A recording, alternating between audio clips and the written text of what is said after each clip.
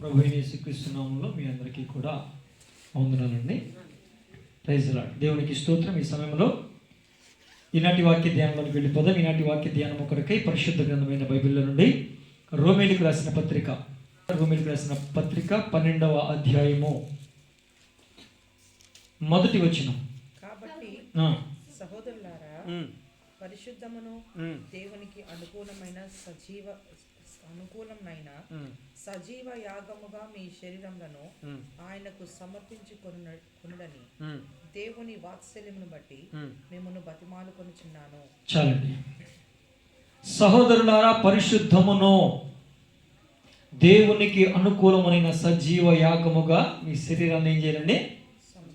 సమర్పించుకోవాలి అని బ్రతిమిలాడుతున్నాడు అని చెప్పి గత వారం మనం ధ్యానం చేసుకున్నాం నాన్న. పరిశుద్ధత అనే విషయం కోసం మనం ధ్యానం చేసుకున్నాం. ఎందుకని పరిశుద్ధత ధ్యానం చేసాం? ప్రభువారు పదే పదే ఈ సంవత్సరంగా ఉండాలని కోరుకుంటున్నారు. పరిశుద్ధ సంవత్సరంగా మనకుంటారు. పరిశుద్ధ సంతోష సంవత్సరం. చెప్పండి ఒకసారి. పరిశుద్ధ సంతోష సంవత్సరం. ఇంకా చెప్పాలంటే పరిశుద్ధ ఆశీర్వాద సంతోష సంవత్సరం. చెప్పండి. పరిశుద్ధ ఆశీర్వాద సంతోష సంవత్సరం. దేవునికి స్తోత్రం. కనుక ఈ క్రమంలో మరలా ప్రభువారు 12వ అధ్యాయం, రోమీయులకు రాసిన పత్రిక 12వ అధ్యాయంలో మరలా ఈ వాక్యం ద్వారా మాట్లాడమని ప్రభువారి ప్రేరేపణ చేత నేను అంటే ఈ కొత్త సంవత్సరంలో ఏ మాటలతో మాట్లాడాలి ప్రభు అని అడిగినప్పుడు ప్రభువారు ఈ మాటలు తెలియపరిచారు. పరిశుద్ధత అనే విషయంలో ఎలాగ పరిశుద్ధపరచుకోవాలి అనే విషయాన్ని మనం ధ్యానం చేస్తూ నిర్గమాకాండం 19వ అధ్యాయం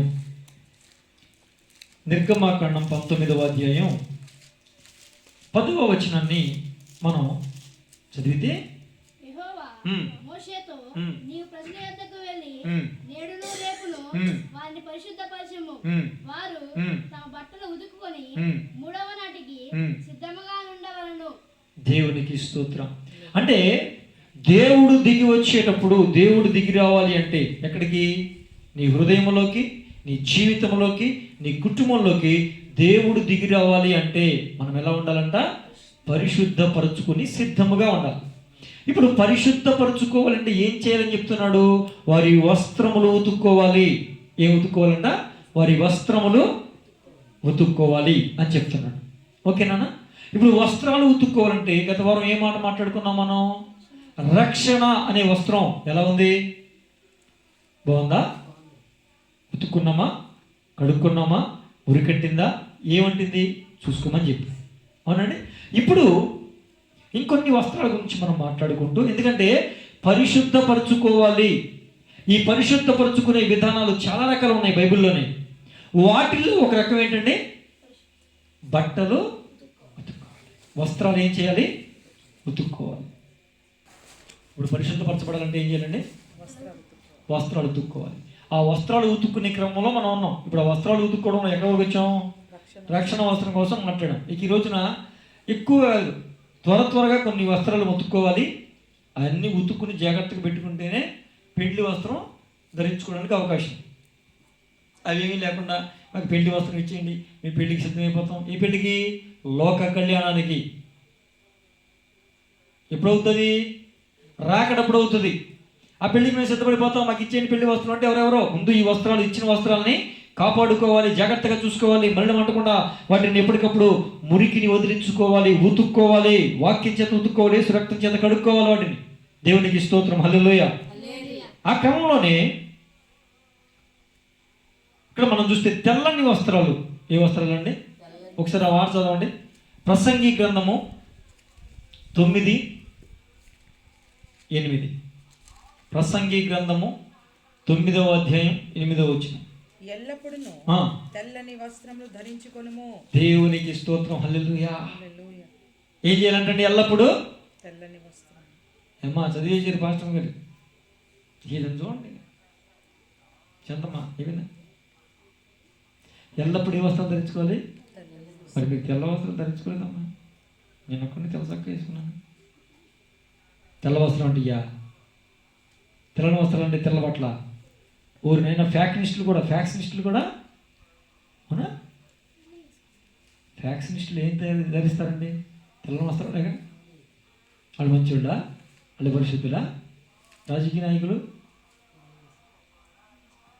ఊర్లో వ్యవసాయం చేసేవాళ్ళు తెల్ల వస్త్రాలు వేసుకుంటారా? మరి ఆ వస్త్రాలా? ఎల్లప్పుడూ నువ్వు తెల్ల వస్త్రాలు వేసుకోవాలి అంటే దాని అర్థం ఏంటి? వైట్ అండ్ వైట్ వేసుకుని నువ్వు తిరగడమా? రోడ్ల మీద తెల్ల వస్త్రాలు వేసుకున్నావు, తెల్ల వస్త్రాలు వేసుకుని తిరగడమా? మరి తెల్లని వస్త్రాలు అంటే ఏంటి? మురికి అంటని వస్త్రాలు. ఏ వస్త్రాలు అండి? చెప్పాలి. మురికి అంటకుండా చూసుకునే వస్త్రం. ఒకసారి ప్రకటన గ్రంథం 3వ అధ్యాయం చూడండి. తెల్లని వస్త్రాలు అంటే ఎప్పుడు ఎవరికి ఇస్తాడు? ఇప్పుడు తెల్లని బట్టలు వేసుకోవడం తప్పు కాదు, కానీ ఆ తెల్లని బట్టలు వేసుకున్నంత మాత్రాన పరిశుద్ధులు కాదు, రంగురంగుల బట్టలు వేసుకున్నంత మాత్రాన పాపులు కాదు. తెల్లని వస్త్రాలు ఎప్పుడు ఎవరికి ఇవ్వబడతాయి అంటే ప్రకటన గ్రంథం 3వ అధ్యాయం 4-5 వచనాలు చదవండి. అయితే తమ వస్త్రములను అపవిత్రపరచుకొనినని కొందరు సార్దీస్‌లో మీ యొద్ద ఉన్నారు. వారు అర్హులు కనుక తెల్లని వస్త్రము ధరించుకొని నాతో కూడా సంచరించెదరు. జయించువాడు అలాగున తెల్లని వస్త్రము ధరించుకొనెను. దేవునికి స్తోత్రం కలుగును గాక. ఇప్పుడు తెల్లని వస్త్రాలు ఎల్లప్పుడూ మీరు తెల్లని వస్త్రాలు ధరించుకోవాలి అంటే దాని అర్థం ఏంటి? దేవుని దృష్టికి తెల్లని వస్త్రాలు కలిగి ఉండాలి. నువ్వు పైకి మనుషుల దృష్టికి రంగు వస్త్రాలు వేసుకున్నావా? ఏమండి, అది కాదు. తెల్లని వస్త్రాలు వేసుకున్నావా? అది కాదు ప్రాముఖ్యం. దేవుని దృష్టి ఎదుట నువ్వు ఎల్లప్పుడు ఎలా ఉండాలంట? తెల్లని వస్త్రాలు ధరించుకున్న వ్యక్తిగా ఉండాలి. ఇప్పుడు తెల్లని వస్త్రాలు ధరించుకోవాలంటే ఏంటి? వారికి మలినం అంటకుండా కాపాడుకునేవారు. ఎవరికి? ఉదయానికి.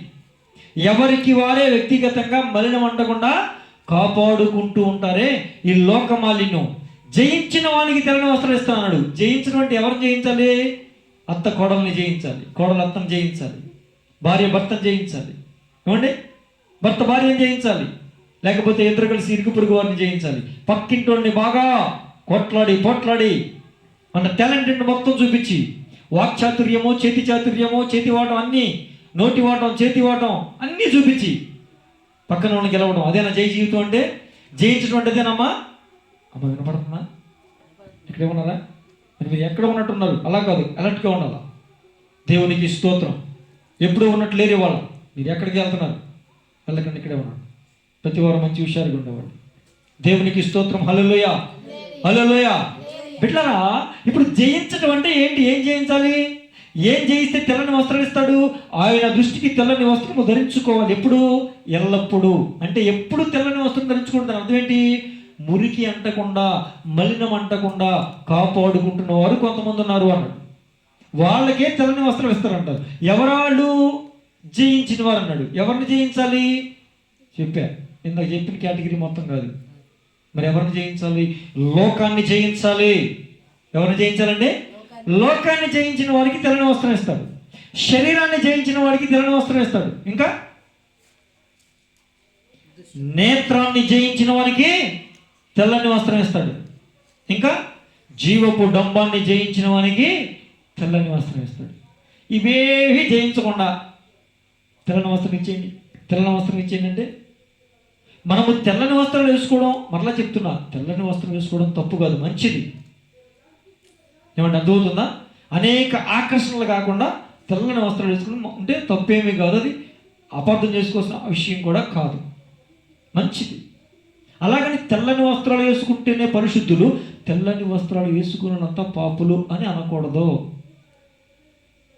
అసలు దేవుని దృష్టిలో తెల్లని వస్త్రాలు ఎల్లప్పుడూ ధరించుకోవాలి. అంటే మన జీవితానికి, మన హృదయానికి, మన మనసుకి మురికి, మలినం, ఇహలోక సంబంధమైనటువంటి ఈ చెత్త చెదారం ఏది అంటకుండా కాపాడుకుంటే తెల్లని వస్త్రములు మనము ఎల్లప్పుడూ ధరించుకునే వారుగా ఉంటాం. అంటే తెల్లని వస్త్రాలు దేవుడు మనకు ధరింప చేయాలి అంటే మనము లోకాన్ని, శరీరాన్ని, నేత్రాన్ని ఏం చేయాలంటే జయించే వారముగా ఉండాలి. దేవునికి స్తోత్రం కలుగును గాక. హల్లెలూయా. అదవుతుందండి. నేను అన్నాను, ముందు లోకాన్ని కాదు శరీరాన్ని జయించగలుగుతున్నామా? నేత్రాన్ని జయించగలుగుతున్నామా? నేత్రం అంటే ఏంటండి? కన్నుగా. కన్ను జయించగలుగుతున్నావా? కన్నుని జయించడం అంటే ఎలాగా? ఎదుటివారు కొంచెం ఆశీర్వదించబడితే, ఎదుటివారు ఏమైనా కొనుక్కుంటే అసూయ. చూపులో అసూయ ఉంటుందండి? ద్వేషం ఉంటుందా? కక్షతో కూడిన చూపులు ఉంటాయా? పగతో కూడిన చూపులు ఉంటాయా? ఈర్ష్యతో కూడిన చూపులు ఉంటాయా? అసూయతో కూడిన చూపులు ఉంటాయా? చిన్న చూపులు ఉంటాయా? పెద్ద చూపులు ఉంటాయా? నేను అంటున్నాను, వీటిని జయించగలిగావా? అప్పుడు నీకు తెల్లని వస్త్రం ధరింప చేయబడ్డానికి అవకాశం. నీ తెల్లని వస్త్రం ఎలా ఉంది? అసలు నీకు తెల్లని వస్త్రం ఉందా? ఉంటే అది ఎలా ఉంది? చూపును జయించే శక్తి నువ్వు పొందుకున్నావా? కనీసం నేత్రాశను జయించగలుగుతున్నావా? పోనీ ఈ చూపులు నిలబెడితే ఈ దరిద్రానికి సెల్ ఫోన్ ఒకటి తగలబడిందిగా. దీంట్లో ఏం చూస్తున్నావు? సెల్ ఫోన్ లేదు అంటే ఇంకేముందండి? టీవీ ఉందిగా, ఉందమ్మా? ఆ టీవీలో ఏం చూస్తున్నావు? ఏం చూస్తున్నావు? ఈ నేత్రాశని జయించగలుగుతున్నావా?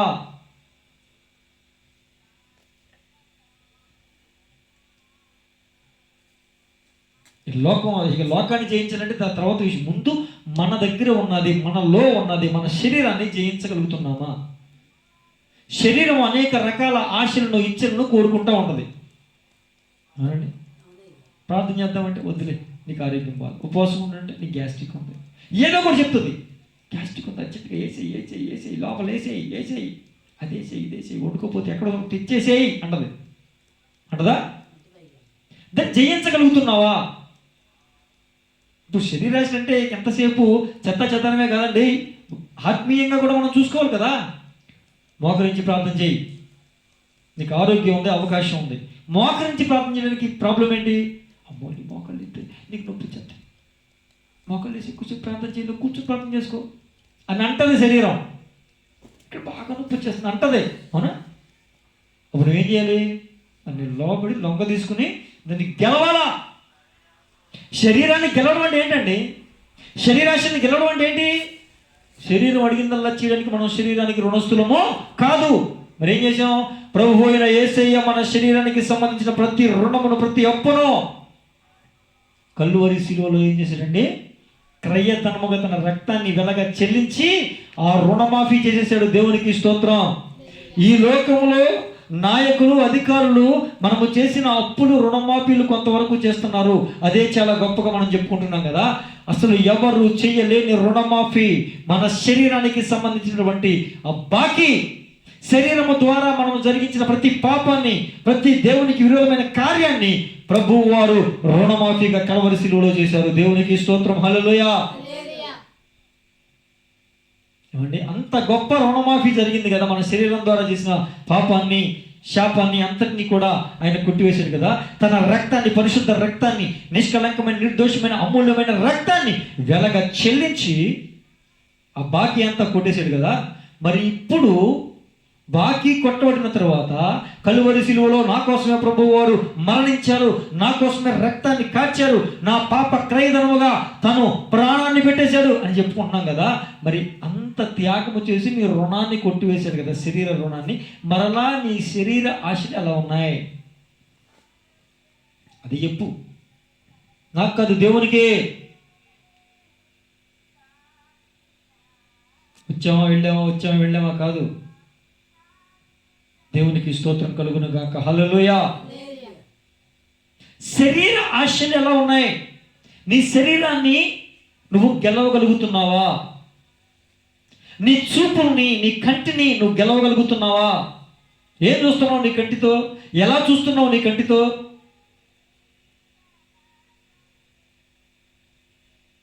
తెల్లని వస్త్రాలు కావాలంటే మాకు కావాలి. హల్లెలూయా. ఇస్తాడు ఆయన. ఎవ్వరిని కాదనక అందరికీ ఇస్తాడు. కానీ ఎప్పుడు ఇస్తానన్నాడు? జయించిన వానికి తెల్లని వస్త్రం అన్నాడు. ఎవరికండి? జయించిన వానికి తెల్లని వస్త్రం. ఏం జయించాలి? ఇరుగు పొరుగు వాడిని, భార్య భర్తని, భర్త భార్యని, అత్త కోడల్ని, కోడలత్తని. అది కాదు మ్యాటర్ అది కాదు. మరి ఎవరిని జయించాలి? లోకాన్ని జయించాలి, లోకాశలను జయించాలి, శరీరాన్ని జయించాలి, శరీర ఆశలను జయించాలి, నేత్రాశను జయించాలి, నేత్రాన్ని జయించాలి, జీవపు డమ్మాన్ని జయించాలి. వీటి మీద జయం పొందితే అప్పుడు మనకి ఏమిస్తాడండి? తెల్లని వస్త్రం ఇస్తాడు. ఒకప్పుడు నువ్వు జయించావు, ఒకప్పుడు నువ్వు చేసినవన్నీ ఒప్పుకున్నావు, రక్షణ పొందావు, రక్షణ వస్త్రం నీకు ధరింపజేశాడు. మరలా తెల్లని వస్త్రం కూడా నీకు ధరింపజేశాడు. అవునా? అది ఎలా ఉంది? నా ప్రశ్న అదే. ఒకే ఒక ప్రశ్న అడుగుతున్నాను నేను. తెల్లని వస్త్రం ఎలా ఉంది? తెల్లని వస్త్రం ఎవరికి ఇస్తారు? లోకాన్ని, శరీరాన్ని, నేత్రాన్ని, జీవపు డంబాన్ని జయించిన వాడికి ఇస్తాడని చెప్పి. ఇప్పుడు నీకు తెల్లని వస్త్రం ఉందా? లేకపోతే పొందుకోవాలంటే ఎలా పొందుకోవాలో తెలిసిపోయింది. ఉంటే ఆ తెల్లని వస్త్రం ఎలా ఉంది పరీక్షించుకో. దేవునికి స్తోత్రం. హల్లెలూయా, హల్లెలూయా. ఇంకొక వస్త్రం యెషయా గ్రంథము 61:10 చూడండి. యెషయా గ్రంథం 61:10. శృంగారమైన పాగా ధరించుకొనిన పెండ్లి కుమారుని రీతిగాను ఆభరణములతో అలంకరించుకొనిన పెండ్లి కుమార్తె రీతిగాను ఆయన రక్షణ వస్త్రములను నాకు ధరింపజేసి ఉన్నాడు. దేవునికి స్తోత్రం కలుగును గాక. తర్వాత చదువునా? అది నీతి అను పైబట్ట నాకు ధరింపజేసి ఉన్నాడు. దేవునికి స్తోత్రం. మరొక వస్త్రం ఏంటంటే నీతి వస్త్రం. నీతి అంటే ఏంటి? నైతిక విలువలు. అంటే ఎలా ప్రవర్తించాలి, ఎలా ప్రవర్తించకూడదు, నలుగురిలో ఎలా ఉండాలి, ఎలా ఉండకూడదు, ఎలాంటి వస్త్రధారణ కలిగి ఉండాలి, ఎలాంటి వస్త్రధారణ కలిగి ఉండకూడదు, ఎలాగ మనం మాట్లాడాలి, ఎలా మాట్లాడకూడదు, ఇవన్నీ ఎరిగి చేయాల్సిన రీతిగా చేయటమే, ఉండాల్సిన రీతిగా ఉండటమే, జీవించాల్సిన రీతిగా జీవించటమే నీతి కలిగి జీవించటం. అన్యాయాలు, అక్రమాలు చేయకుండా, మోసాలు చేయకుండా, దగా చేయకుండా జీవించడమే నీతి కలిగిన జీవితం. అప్పుడే మనకి నీతి అనే వస్త్రం ఉంటుంది. ఏమండి? ఇప్పుడు చెప్పండి మీరు, నీతి అనే పైబట్ట అన్నాడు కదండి, అన్నాడు లేదండి? ఇప్పుడు మీరు గమనించండి ప్రియమైన దేవుని బిడ్డలారా, పైబట్ట అంటే ఏంటండి? ఇప్పుడు ఉదాహరణకి చెప్పాలంటే, ఇప్పుడు నాకు పైబట్ట ఏది? చొక్కా. మీకు పైబట్ట ఏది ఉంటుంది? ఆడపిల్లలకి పైబట్ట ఏది ఉంటుంది? చున్నీ ఉంటుంది. అవునండి? ఇప్పుడు నీతి అనేది పై బట్టలాగా, పై వస్త్రంగా ధరింపజేశాను అన్నాడు. అంటే ఇప్పుడు ఆ చున్నీయే స్త్రీకి ఏంటంటే నీతి. ఈ చున్నీ లేకుండా తిరిగి వాడిని ఏమంటారు? నీతి కలిగిన వారు అంటారా? మీకు అర్థమైపోయింది ఏమంటారు? అది ఆడపిల్లలు బయట ఎలా తిరుగుతున్నారు?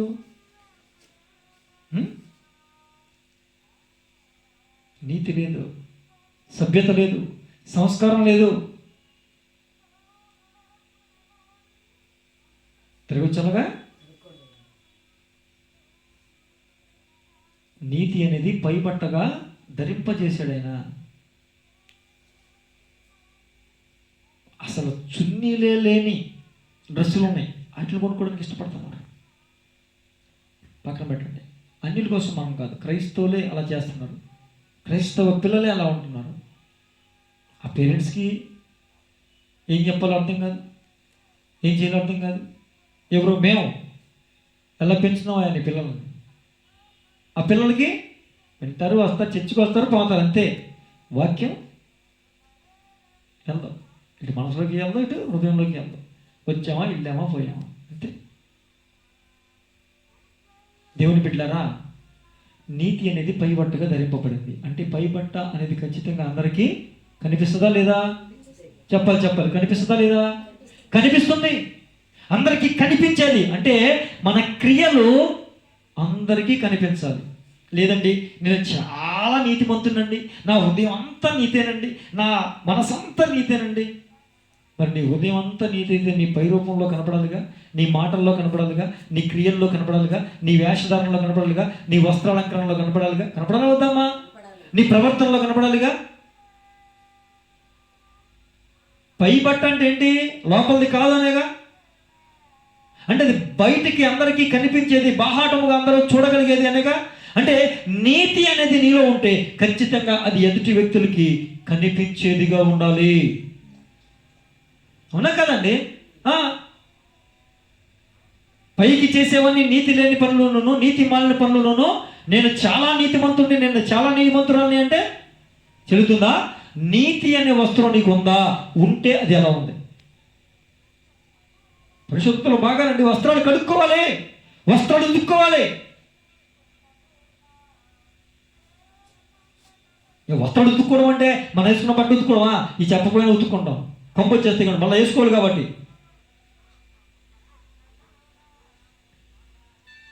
నీతి అనే వస్త్రాలు ఉన్నాయా? ఉంటే ఎలా ఉన్నాయి? ఎవరికి వాళ్ళు పరిశీలన చేసుకోవాలి. దేవునికి స్తోత్రం కలుగును గాక. హల్లెలూయా. దేవుని బిడ్డలారా, చాలామంది ఏమంటారంటే వాళ్ళంతా నీతిమంతులా, మాకు చెప్పేంతటి వాళ్ళు మాకు చెప్తున్నారు కానీ వాళ్ళు అంత నీతిమంతులా, అంత పరిశుద్ధులా అంటారు. కానీ దేవుని వాక్యం ఏమని సెలవిస్తుంది? మత్తయి సువార్త 6:33లో, మత్తయి సువార్త 6:33లో ఏమని సెలవిస్తా ఉందండి? కాబట్టి మీరు ఆయన రాజ్యమును నీతిని మొదట వెతుకుడి. ఏమండి, చాలండి. ముందు ఏం వెతకాలండి? ఆయన నీతిని వెతకాలి. మనం ఏ వస్త్రం కోసం ధ్యానం చేస్తున్నామో అది రాజ్యం కోసం తర్వాత చెప్పుకున్నాం. ఆ కాన్సెప్ట్ వచ్చినప్పుడు చాలామంది ఎవరి నీతిని చూస్తారండి? మనుషుల నీతిని చూస్తారు. వాళ్ళు అలాగ ఉన్నారండి, వాళ్ళలో తప్పు పెట్టుకుని వాళ్ళకి చెప్తున్నారండి అంటారు. నిన్ను ఎవడయ్యా చూడమన్నాడు అసలు? మనుషుల్ని ఎందుకు చూస్తున్నావు? వాడు మనిషి కనుక ఖచ్చితంగా ఏదో ఒక లోపం ఉంటుంది, ఉంటుందా? నువ్వు మనుషులను చూసి ఆడు అన్ని లోపాలు ఉన్నాయి కాబట్టి ఆడికి 5 లోపాలు ఉన్నాయండి, నాకు 7 లోపాలు ఉన్నాయి, అది తేడా ఏముంది? 2గా అంటే ఏమన్నా బుద్ధి ఉందా? తెలివి ఉందా? జ్ఞానం ఉందా? అస్సలు ఏ మాత్రము కూడా తప్పులు లేని నీతిమంతుడైన, నీతి స్వరూపుడైన, నీతి సూర్యుడైన యేసయ్యను చూడాలి అని నేను చెప్పానా? యేసయ్య నీతిని వెతకాలి అని నేను చెప్పానా? స్వయంగా యేసయ్య చెప్పాడా? మొదట నా నీతిని మీరు వెతకాలి. మీరు దేవుని నీతిని వెతికితే ఖచ్చితంగా మీరు కూడా నీతిగా జీవించడానికి అవకాశం ఉంటుందా లేదండి? మనుషుల నీతిని చూస్తే వాళ్ళలో 3 తప్పులు ఉండొచ్చు, నీలో 5 తప్పులు, లేకపోతే 2గా తేడా, లేకపోతే వాళ్ళలో 5 ఉండొచ్చు, నీలో 3 ఉండొచ్చు. నాకన్నా ఆడే చండాలం, నేనే ఆడిన నీతిమంతుడిని. అరే, నీకన్నా చండాలమైన వ్యక్తిని ఒకరిని ఎంచుకుని వాడితో నువ్వు కంపేర్ చేసుకుని పోల్చుకుని వాడికన్నా నేనే బెస్ట్ అనుకుంటున్నావు అంటే మరి నీకన్నా ముందున్న వాడు చూడాల్సిన అవసరం ఉందా లేదా? నీకు ఉందా లేదండి? ఇప్పుడు స్టూడెంట్స్ ఉన్నారు, 90 మార్కులు వచ్చేవాడు ఉన్నాడు, ఏమండి? ఇప్పుడు 50 మార్కులు వచ్చేవాడు ఉన్నాడు, 70 మార్కులు వచ్చేవాడు ఉన్నాడు. ఈ 70 మార్కులు వచ్చేవాడు వాడికి 50 మార్కులే వచ్చి నాకు 70 వచ్చాయి, వాడికన్నా నాకు 20 మార్కులు ఎక్కువ ఏమనుకుంటున్నావు అని ఫీల్ అయితే ఏమన్నా అర్థం ఉందా? ఇప్పుడు వీడికన్నా 20 మార్కులు ఎక్కువ అంటే 90 మార్కులు ఉన్నాడా లేదండి? ఇప్పుడు ఎవరు చూడాలి? వీడికన్నా ఎక్కువ స్థాయిలో ఉన్నవాడిని చూసి అరే వాడికి 90 వచ్చినాయి, ఖచ్చితంగా నేను వాడికన్నా ఎక్కువ తెచ్చుకోవాలి అనే ఒక పోల్చుకుని వాడికన్నా ఎక్కువగా వీడు కష్టపడి వాడితో పోటీ పడాలి. కానీ వీడికన్నా తక్కువ ఉండకుండా సెలెక్ట్ చేసుకుని వాడికన్నా నేనే బెస్ట్ అంటే ఏమన్నా అర్థం ఉందా? భక్తిలో కూడా అంతే. నీకన్నా ఎక్కువ భక్తి చేసేవాడితో నువ్వు పోల్చుకుని అరే నాకన్నా వీళ్ళు ఇన్ని విషయాల్లో ఇంకా బెటర్ క్వాలిటీలో ఉన్నారు, మంచి భక్తి చేస్తున్నారు, నేను వాళ్ళకన్నా ఎక్కువ భక్తి చేయాలి అని నీకు అనిపించాలి. కానీ నీకన్నా తక్కువ నువ్వు చూసుకుని, నీకన్నా చిన్నవి నువ్వు చూసుకుని వాళ్ళకన్నా నేనే బెస్ట్ అంటే ఏమన్నా తెలివి ఉన్న విషయమేనా? ఎవరి నీతిని వెతకాలి? అసలు ఏ లోపము ఏ తప్పు కనబడిని యేసయ్య నీతిని మనం వెతకాలి. దేవునికి స్తోత్రం. హల్లెలూయా. దేవునికి స్తోత్రం. ప్రియమైన దేవుని బిడ్డలారా,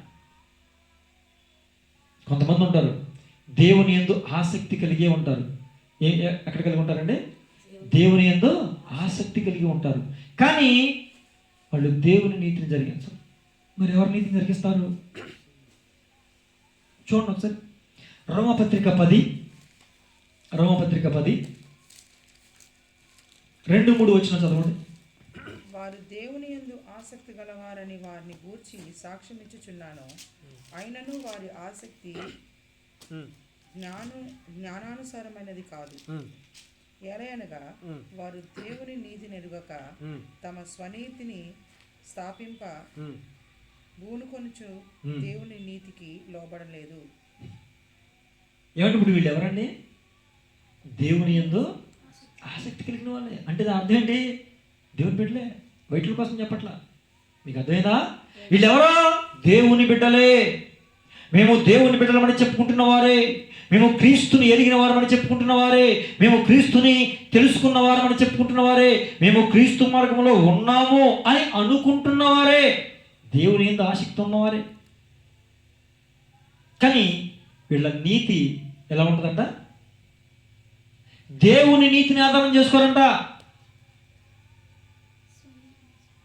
నా సొంత నీతి అంటే వీడికి నచ్చింది ఒక పని చేస్తాడు, వాస్తవానికి అదేం పని? వాడు చేసిన పని 100కు 100% తప్పు, చెడ్డ పని చేశాడు. కానీ వాడంతటా వాడు ఏమనుకుంటాడంటే నేను చేసింది రైటు అంటే ఎవరి దృష్టిలో?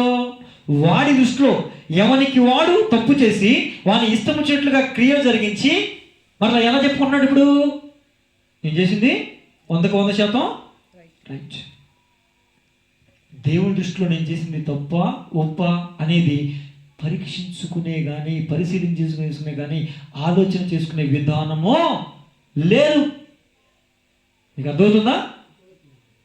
అంటే నేను చేసింది కరెక్ట్, నీకు కరెక్టే అనిపిస్తుంది. దేవుని దృష్టిలో, పక్కన మనిషి దృష్టికొద్దు. నేను మరలా చెప్తున్నా, నీ దృష్టికి కరెక్ట్ అనిపించింది, పక్కనోడి దృష్టికి ఎలా అనిపించింది అనేది పక్కన పెడితే అసలు దేవుని దృష్టికి నేను చేసింది తప్ప ఓపా అనేది ఉండాలి వద్దండి. దేవుడంటే ఆసక్తే, దేవుడంటే ఇష్టమే, అన్ని బాగానే ఉన్నాయి. కానీ వీళ్ళలో ఏమి లేవు? నీతి క్రియలు లేవు. దేవుని నీతి జరిగించడానికి ఏమాత్రం కూడా వీళ్ళు ఒప్పుకోరు. దేవుని వాక్యానుసారం నడవడానికి ఏ విధంగా కూడా వీళ్ళు ఒప్పుకోరు. దేవుని మార్గంలో నడవడానికి ఏమాత్రం కూడా వీళ్ళకి ఇష్టం ఉండదు. మరి ఎలాగా? వీళ్ళ నీతి సపరేట్గా ఉంటుంది. వీళ్ళ స్వనీతి, సొంత నీతి అన్నమాట. సొంత మార్గం, సొంత విధానం, సొంత ఆలోచన, నచ్చిన విధానం. వాడికి ఏది నచ్చితే అదే చేసి నాకు ఇది నచ్చింది, నాకు ఇది ఇష్టం ఉంది అని చెప్తాడు. అదేంటిది? నీకు నచ్చటం ఏంటి? నీకు ఇష్టం ఉండడం ఏంటి?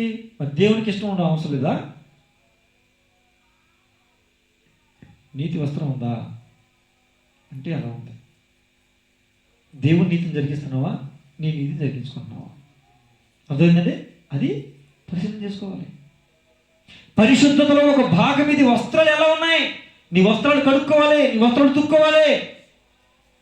వాక్యము చేత ఉదక స్నానం చేయించబడాలి నీ వస్త్రాలకి.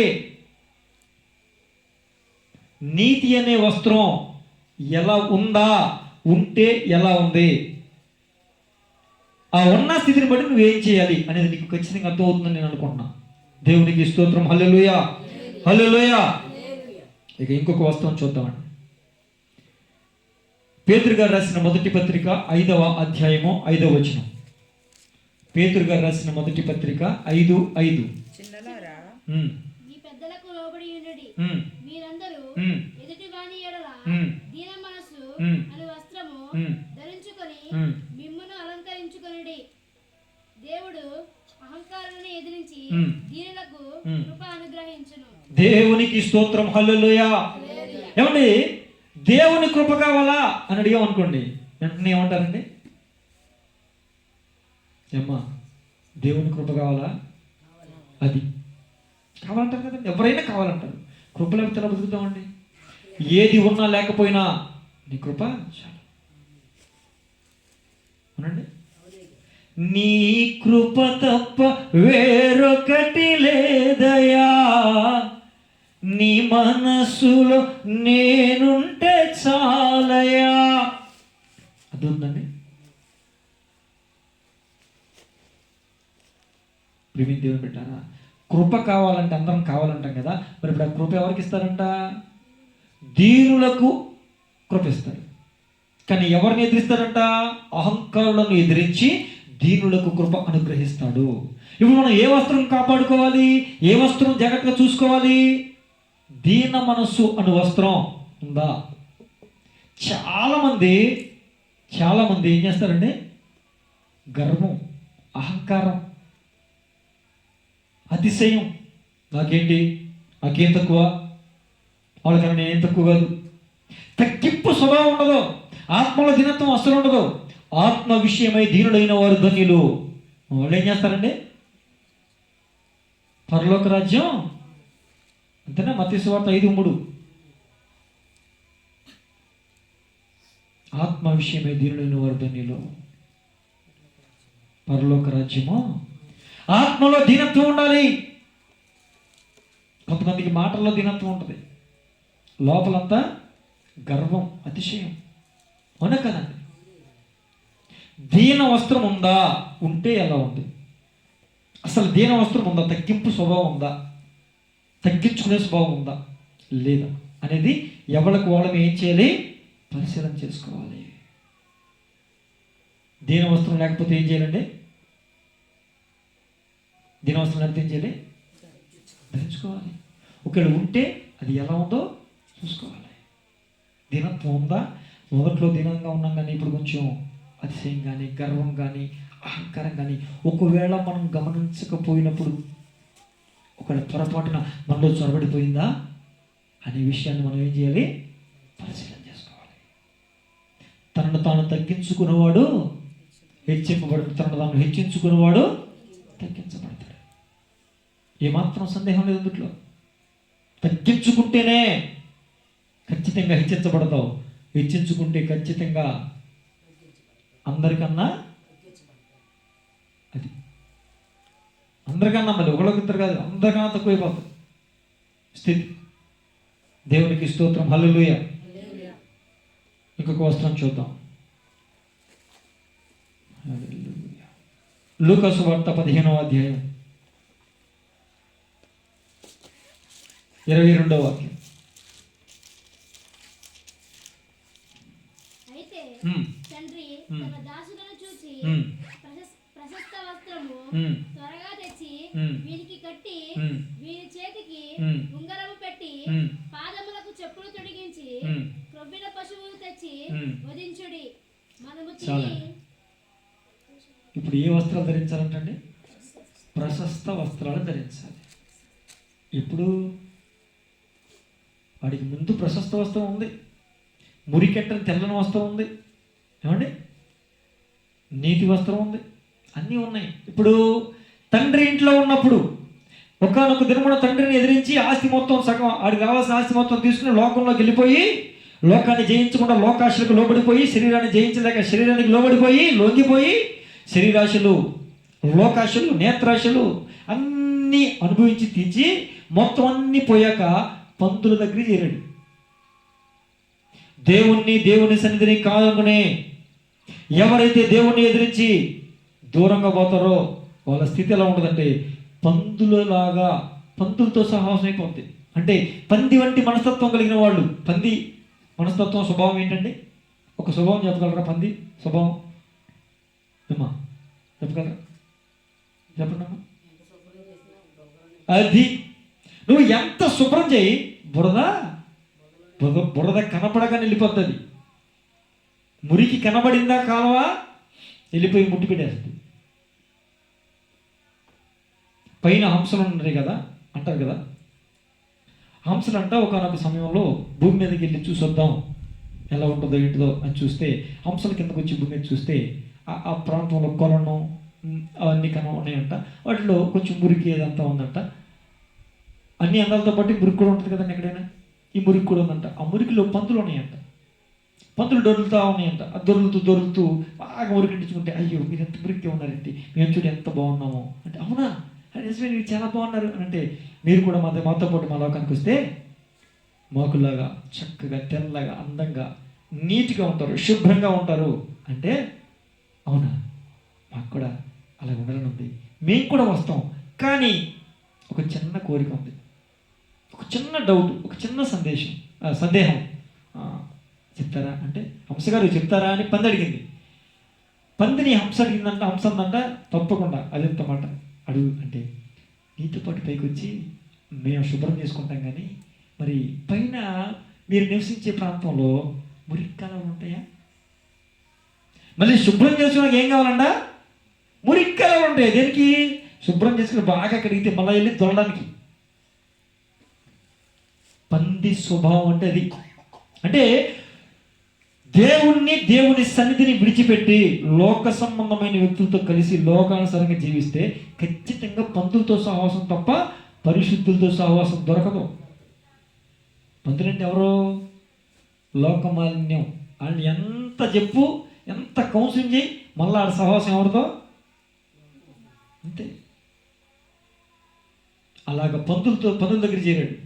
ఆ పందులు ఏం చేసినాయి, నువ్వు మా ఆహారానికి పోటీ వస్తున్నావా, మరి మేమేం తినాలి రపోకని చెప్పి ఆ పంది ముట్టితో తోసినాయండి. చిచి పంది ముట్టితో తోస్తే ఎలా ఉంటుందండి? పంది ముట్టి అది రసయ్యం, ఎక్కడెక్కడ పెడతావు ఏసయ్యా, ఎక్కడెక్కడ పెడతావు. హల్లెలూయా. ఇక అక్కడెక్కడని చెప్పడం, ఎక్కడైనా పెడుతుంది మంచి ప్లేస్. ఆ ముట్టితో తోసేసిందండి. ఆ ముట్టితో తోసేస్తే అప్పుడు ఆడికి బుద్ధి వచ్చిందంట. ముట్టితో తోస్తే బుద్ధి వచ్చింది. పంతులు ముట్టితో తోపించుకున్నాడండి. అప్పుడు బుద్ధి వచ్చింది. బుద్ధి వచ్చినప్పుడు నా తండ్రి ఏంట, అప్పుడు తండ్రి ఇల్లు గుర్తొచ్చింది. తండ్రి ఇల్లు గుర్తొచ్చి రాగానే పశ్చాత్తాపంతో, తండ్రి నీకు పరలోకమందున తండ్రికి విరోధంగా పాపం చేశానని నా తండ్రి దగ్గర ఒప్పుకున్నాము అని వెళితే, నేను మనసులో అనుకొనగానే దేవుడు దానిని అతిక్రమాలన్నీ కూడా తీసేశాడు అని వాక్యం ఉంటుంది. అలా మనసులో అనుకున్నాడు అంతే, ప్రభు వెంటనే క్షమించేశాడు, తండ్రి కూడా క్షమించేశాడు. ఎదురుగా వచ్చి పనివారిని పిలిచి నా కుమారుని తీసుకెళ్లి స్నానం చేయించి వీనికి ప్రశస్త మురికి వస్త్రాలు తీసేసి, ఏ వస్త్రాలు పెట్టాలంటే ప్రశస్త వస్త్రం. ప్రశస్త వస్త్రం ఎప్పుడు ఇవ్వబడుద్ది? మురికి వద్దు అనుకుంటే, మలినం వద్దు అనుకుంటే, అవునా కదండి? మురికి వద్దు అనుకుంటే, మలినం వద్దు అనుకుంటే, ఈ లోక సంబంధమైన విషయాలు వద్దు అనుకుంటే ప్రశస్త వస్త్రం ఇవ్వబడుద్ది. నీకు కూడా ఇచ్చాడుగా.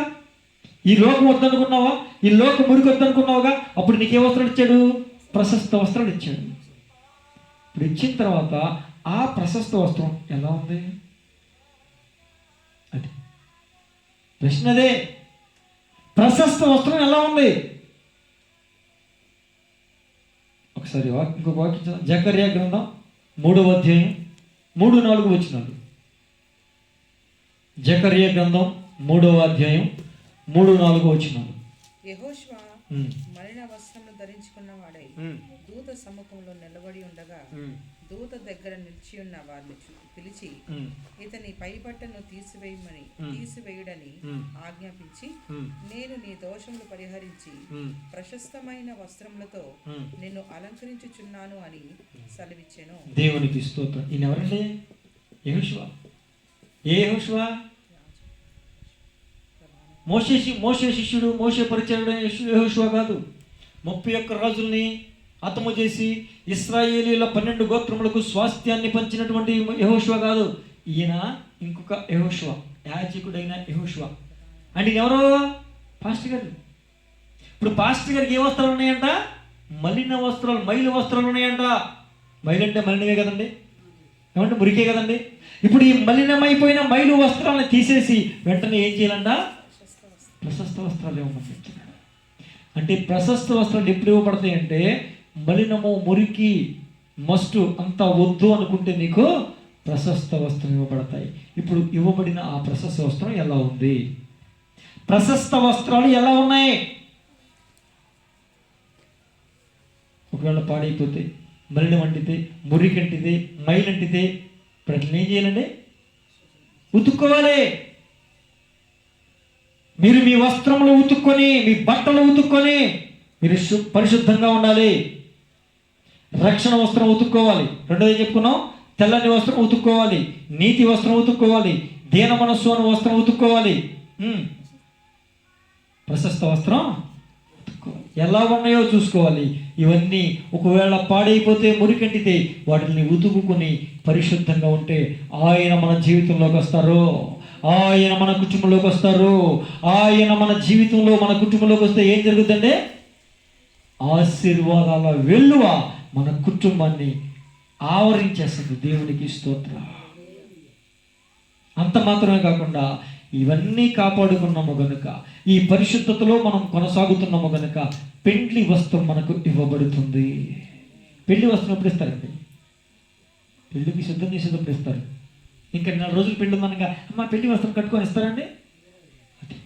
ఒక సిద్ధపాటు ఎలా ఉండాలి? పరిశుద్ధతలో ఉండాలి, పరిశుద్ధతతో ఉండాలి. పరిశుద్ధంగా ఉంటే ఖచ్చితంగా నీకు ఏ వస్త్రం ఇస్తారో? పెళ్లి వస్త్రం ఇస్తారు. ఇవేవి అక్కర్లేదు, నాకు పెళ్లి వస్త్రం ఇచ్చేయండి. భోజనానికి కూర్చుంటేనే ప్రభువారు వచ్చేమనండి, స్నేహితుడా, చెలికాడా, పెళ్లి వస్త్రం లేకుండా ఎలాగ వచ్చో ఇన్ని తీసి అగ్నిగుణంలో పడేసేయండి, కట్టిక చీకటిలో పడేసేయండి అని చెప్పాడు లేదా అండి? దేవునికి స్తోత్రం. కనుక మన బట్టలు ఉతుక్కోవాలా వద్దా? ఏ బట్టలు? దేవుడిచ్చే ఆత్మ సంబంధమైన వస్త్రాలు మనము ఉతుకుకొని పరిశుద్ధంగా జీవిస్తే ఆయన మన జీవితంలోకి రాబోతున్నారు. పరిశుద్ధంగా ఉందామా?